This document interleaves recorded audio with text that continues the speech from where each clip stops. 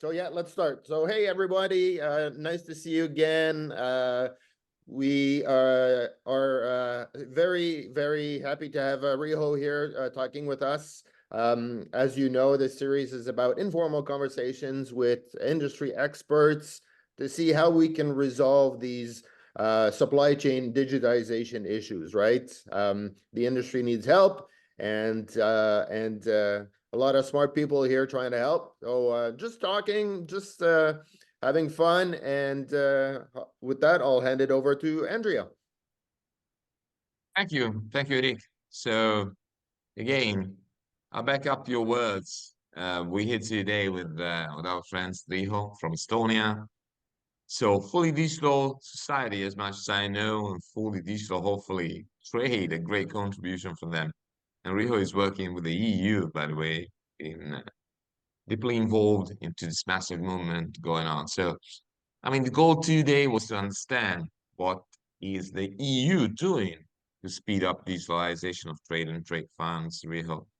So you see that this is a very friendly table around which we sit on regular cadence. So I'll leave it on to you, Riho, to give free speech on what you're doing, to explain what you're in and what's going to happen within the EU ecosystem. Uh, Hello, everyone. I am happy to say that I am not only in EU level, but also in global level. I am participated in UN CFAC work, and today every week or 2 weeks, it's ICC DSI work. Lots of conversations in same topic. From Europe Commission side, of course, they focus only to logistics, but in global level, more and more people speak about trade financing side because it's part of business to business process. To everyone understandable, but if we digitalize paper documents in logistics, it's not end. This business also need money, and banks and intermediators, they must also control all these documents but inside this ecosystem.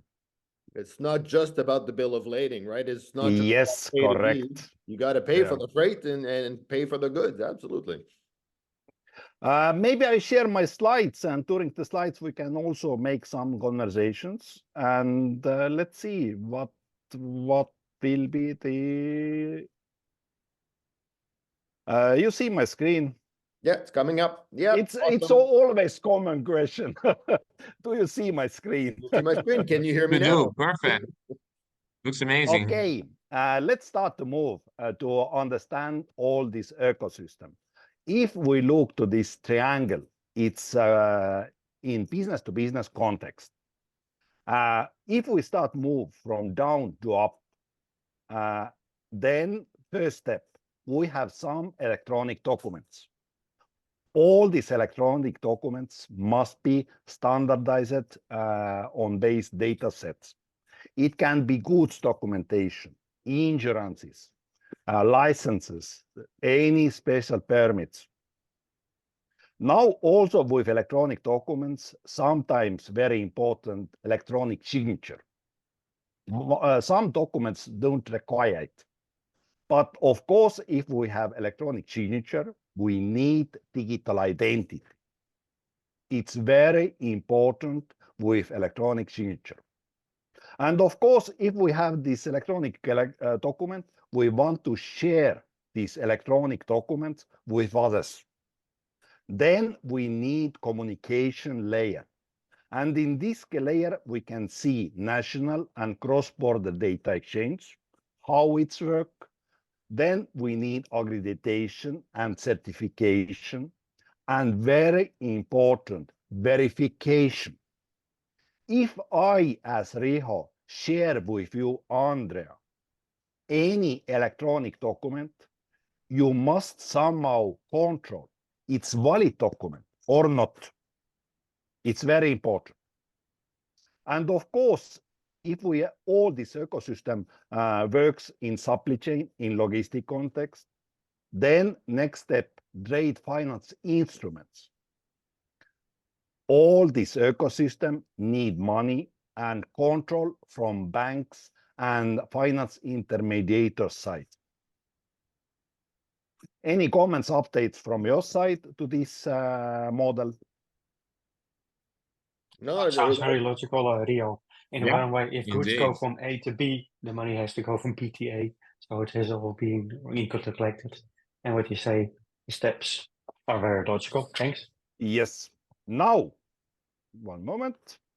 If we move to the next step and we look same model in context business to government or business to competent authorities, you see we have same model.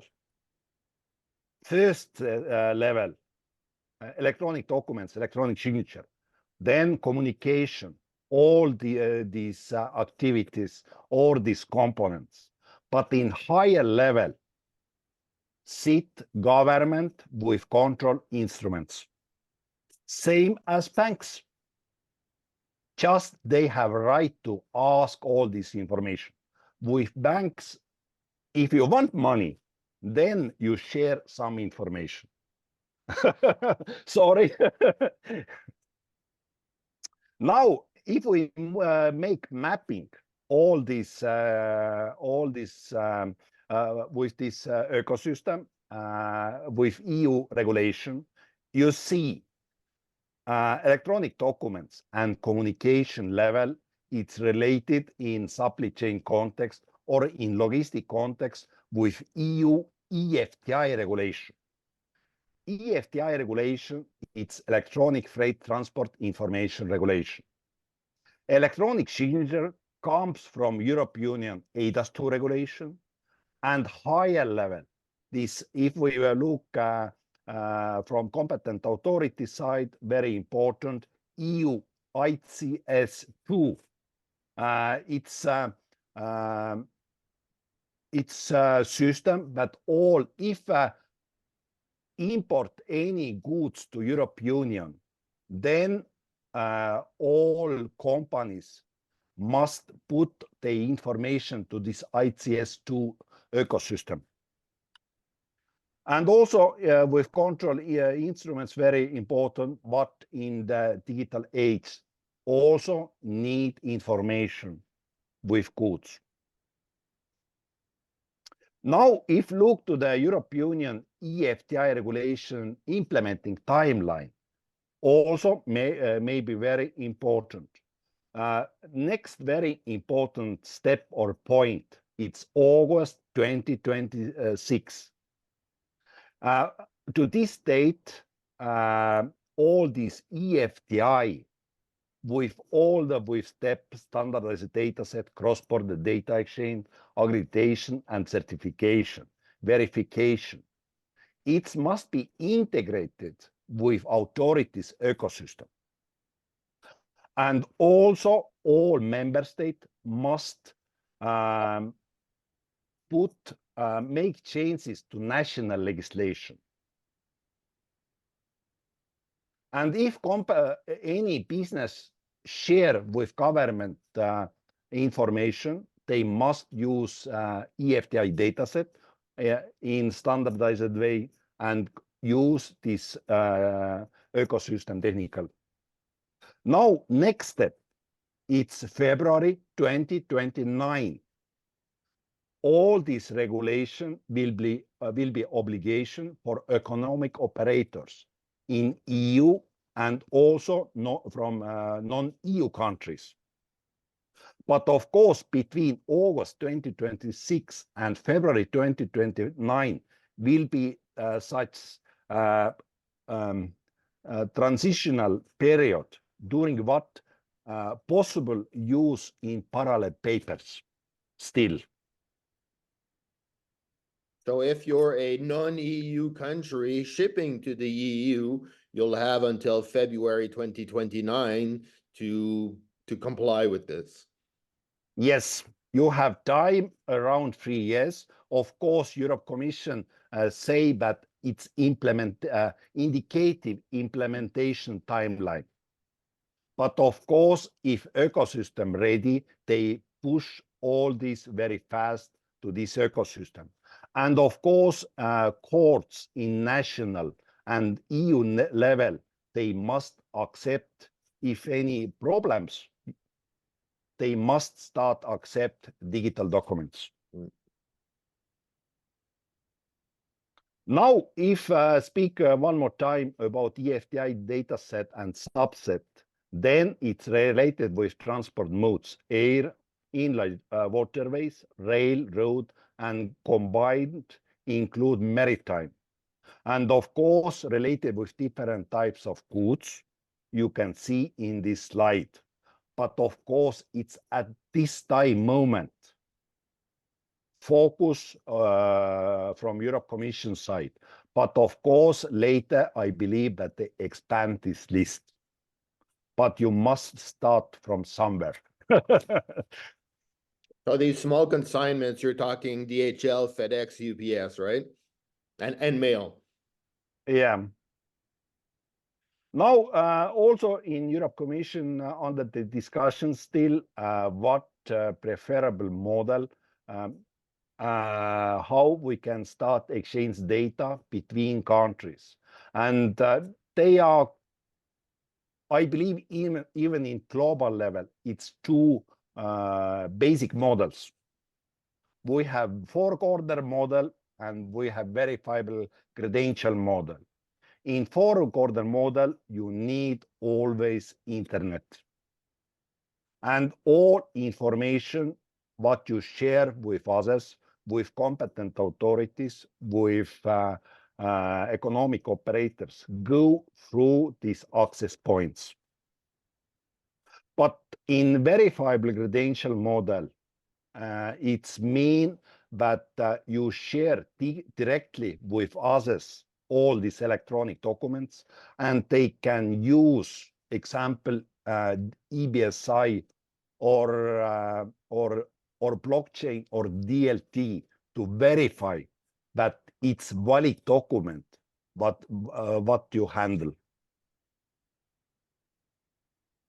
Even I don't know it's important or not. I made this such comparable.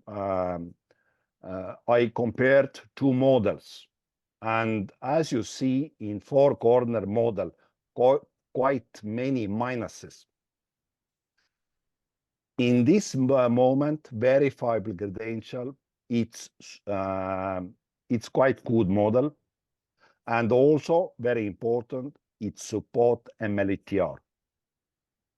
This model supported in UNC fact level, but now the question, who will be, what will be the winner? Which technology? I move very fast. Maybe you have some questions, or we can make some discussions. Oh, good. Very interesting. I don't start. Maybe I can speak step by step if you want. I'd say if you think it's worth it, yeah, for sure. I mean, I always want to learn, right?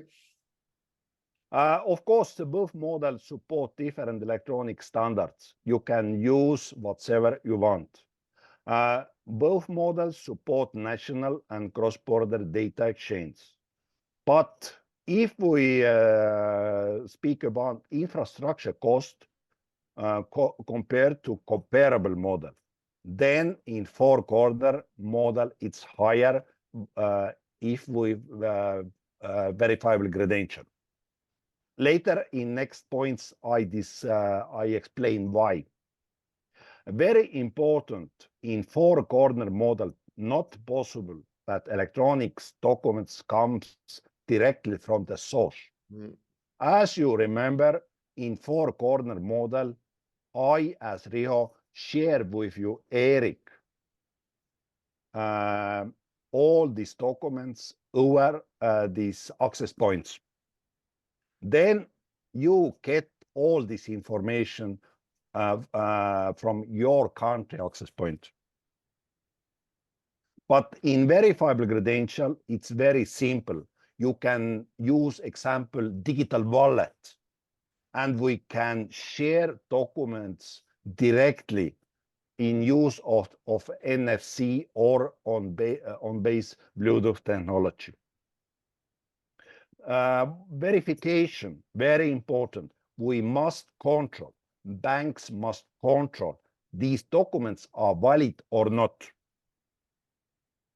Everyone who participate in this game and make business, then they must somehow make this verification service.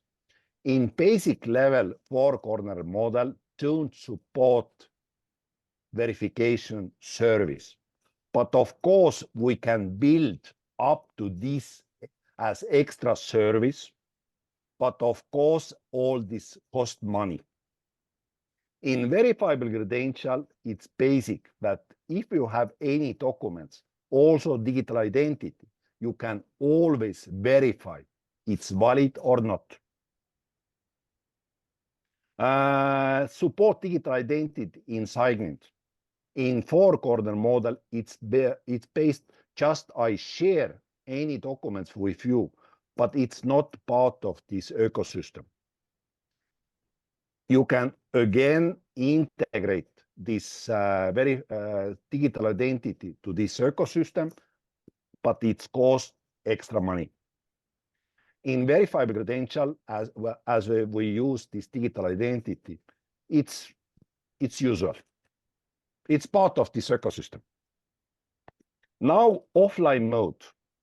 In four-corner model, again, if no internet connection, no information. Very simple example in all over the world as islands. And people love build houses to these islands.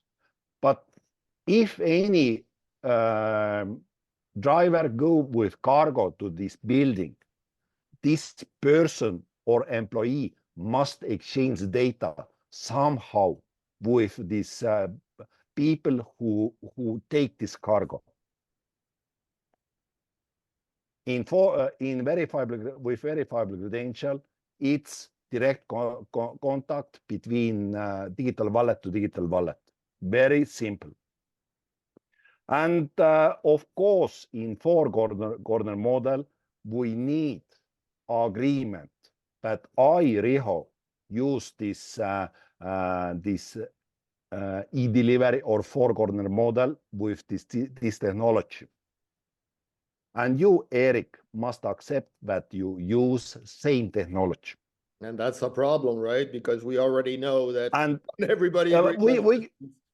Yeah, and we can say in this case it's not compatible with MLTR. From this point, because MLTR require that you have technology independency. Sounds pretty clear to me. Yeah, now maybe you have a question how move forward. I'm sure you'll tell us. Yeah, just it's a higher level. This process comes from Europe, from inside Europe Commission. It's guideline inside Europe Commission how work out new regulatories related with new technologies. First step, regulatory sandbox. Then next step must be pilot projects, what support this approach. And finally, they describe pilot regulatory. And in this case, suggestion from my side to make good pilot project in Europe, inside European Union, in global level, that we take in account, example in European Union, EU regulatories and directives, and also follow the recommendation, example, UN MLTR and UN MLT. MLT, it's digital identity in United Nations recommendation form.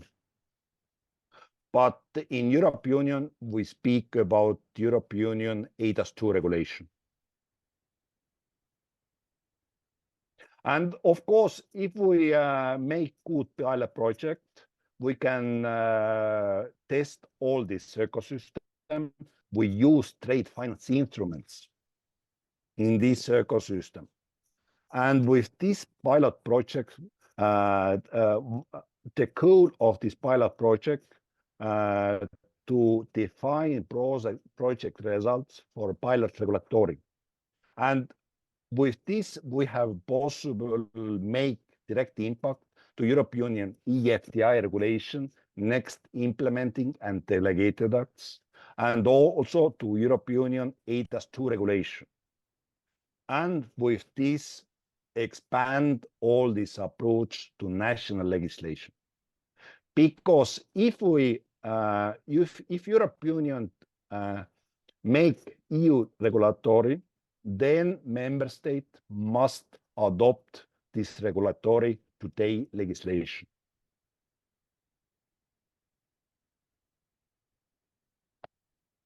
I even don't know what. Now, it was a final slide from my side. It's very, very, I'm very disappointed. I wanted more. I wanted to learn more. I mean, all this stuff is fantastic. It's great steps in the right direction. Very important with if we make this pilot project and we test all this ecosystem, then competent authorities, businesses who participate in this work, they also start to use this ecosystem. And it's mean that all this process can be part of implementing process in EU member states. And I hope that same process happen in global level. Example, we have quite good cooperation between Europe Union and United States on base technologies, on base future solutions. Maybe we can bring up also this approach. Well, like you said, right? If you need to sell to the EU or ship to the EU, you won't have a choice but to comply with some of these regulations. So you might as well adopt the same standards in your country, same as the US, right? If you're shipping to the US by sea freight, you need to do your ACI. You don't have a choice. So I think Correct. Standardization, regulations like this can seem very heavy, can seem daunting, but in the long run, they all make a ton of sense. And if the volume of cargo go higher and higher, it's make possibilities to competent authorities make simple risk analysis on base some machine learning, even involved to this process artificial intelligence. And from bank sides, same. If they see they make on base some electronic documents, some risk analysis, and they see if this financing it's very risky, then your interest it's bigger, and that's all. Or you just don't get the money, yeah. Yeah, and it's 5 minutes, 10 minutes. Computer calculate, and of course they just check over the results in employee side, and it's mean that supply chain get faster money to their processes. Yeah, it's very big change. So you mentioned earlier, I think you mentioned it, I think you talked about it, regulations regarding importing into Europe. We all know that the EU has implemented recently deforestation regulation or anti-deforestation regulations, anti-slave labor. The world is talking about critical minerals, so traceability around all that. Where would that fit into this process? So what? In this model, we speak about basic level, because first we must build data exchange, how we get from all this ecosystem, all this data. But up to this, we speak about digital product passport. We speak about control of these critical materials and so on. It's very easy. And even if we move one step forward, we speak about CO2, carbon footprint, because all this ecosystem, the results of this ecosystem, it's data. It's and data, but we can't reach this higher level if we don't cover this basic level. And even today's situation, speaking supply chain about artificial intelligence, okay, we can do it, but still we know even in European Union, 80% of road transport still in paper. It's mean 90% of global shipping, right? Yeah, and it's mean that we don't have full data set to make such calculations with CO2 or make this digital product passport, but important to businesses. And I believe that in future will be important with to banks and intermediaries. Because they can see to what they invest their money. Yeah. And very not simple invest their answer. money in risk. Yeah. I mean, all banks are about risk, right? So they want to know where their risk is, and that's where they make money or not. But today, a very interesting situation. All these ecosystem make steps in digitalization of supply chain, but banks also need regulations. They don't. They can't make just. But we today start support some standards. We agree with this. All steps from bank side with intermediate sides, they all this must based on some regulations.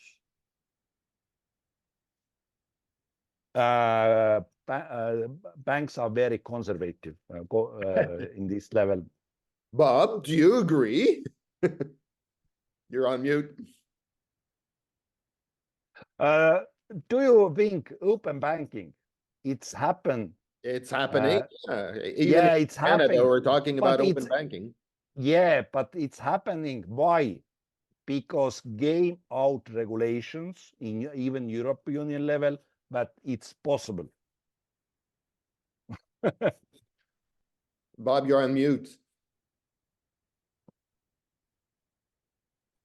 My apologies. But it is true that we couldn't hear you over the crowd in the bar, Bob. Shouting a little bit more. But it's true that banks they're moving, but not so much. And it's more the regulations around them which actually make things happen, because from themselves they won't really make this step to change their business model and their perspective. So open banking is one of the perspectives that actually the regulations made it possible that other companies jumped in and provide the services for them. And you see that more and more happening with all kinds of new technology. From that perspective, it is very interesting. And you also see that, of course, with the traditional four-corner model, which is very traditional in trade finance, yeah, it has a lot of limitations. You showed already a number of minuses. At the same time, it has some benefits, because you're always interacting, in this case, in the four-corner model with a trusted third party, which is a bank. And then you only have to make a really good connection between these two parties. Yeah? And if they have the same network and the same standards, in this case it's SWIFT, it makes it easier. But if we talk about logistics and so on, it becomes a much more difficult story again. So Yeah, the supply and- chain very complex ecosystem, and exactly. And if you're talking about conservative and slow to move and slow to change, supply chain ain't a whole lot better than banks. True. So in that perspective, I was very interested to see also your comparison between the four-corner model and an alternative to it. Mhm. How do you feel actually the market is looking at this? So is there a certain preference already for one or the other models? Because if we talk about it, people are very conservative, is it then staying to the four-corner model, or are the people really open to it to change? some people prefer four-corner model because many time with single window they use this four-corner model. It's the reason. But if look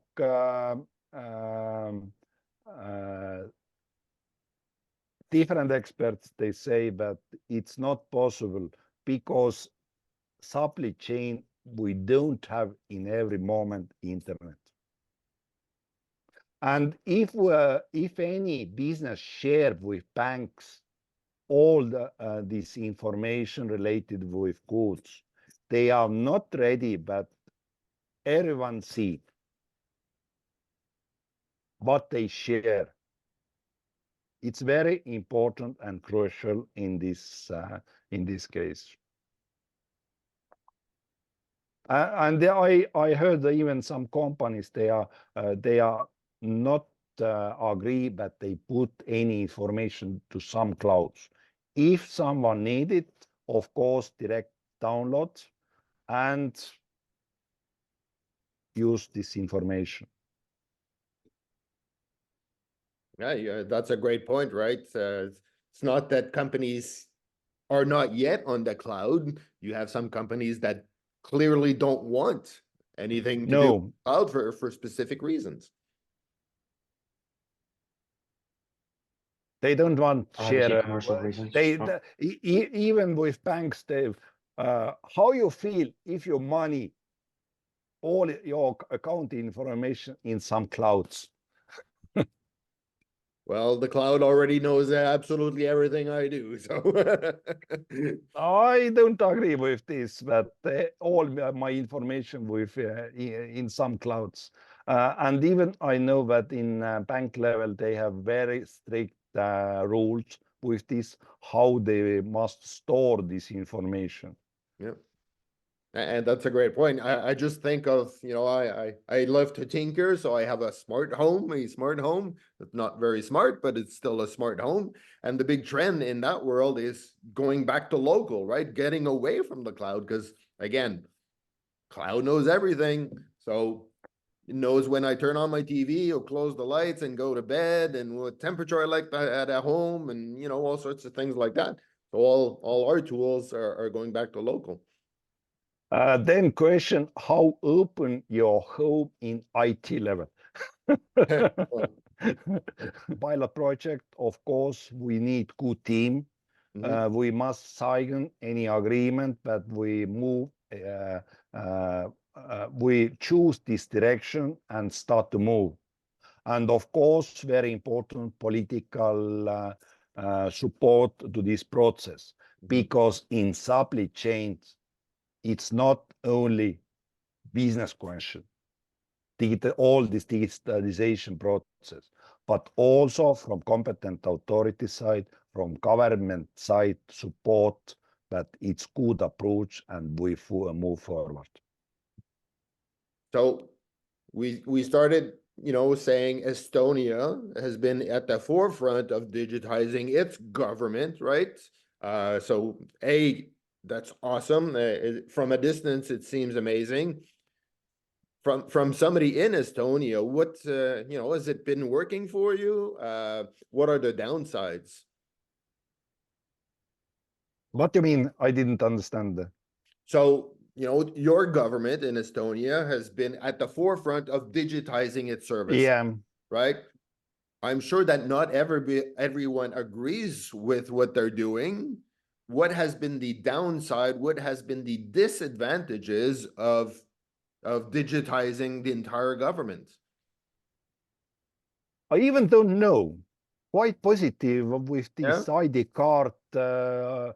Older people, they don't accept documents in computer. They can use as plastic and in visual way, Mm. and it's very okay. And, Today, my and in mother, business seven, is with everything. It's going well. yeah, and all these processes went more and more faster. Mm. But today I see more and more people from Estonia. They sit in Europe Commission and move forward with this digital wallet, with digital identity in same direction. It's awesome. You're an inspiration to us all. Thank you. Yeah, because you don't see the digital divide, that there's really levels of digital Different acceptance classes in of the people, society, yeah. and therefore there is actually, you're left out if you're not joining them. Mm. Is that also happening? Happening what? That Oh, you yeah, have two basically the types of digital divide, like society. One either that the you ones know who will really not. accept it, and there are the ones which are not accepting it, and therefore are out of the system almost. Eric and Bob, Bob, you have echo behind. Oh, One more time, sorry. I was cutting you off so you couldn't hear Bob. Ask your Yeah, question again. it's now my question was basically, is there an issue then with the digital divides? We are talking about digital in a business to business perspective, but if you think about you're a citizen of Estonia, and if you don't really accept a digital world, are you then left out of it? And is that then possibly also happening if you think about the business to business perspective with global trade?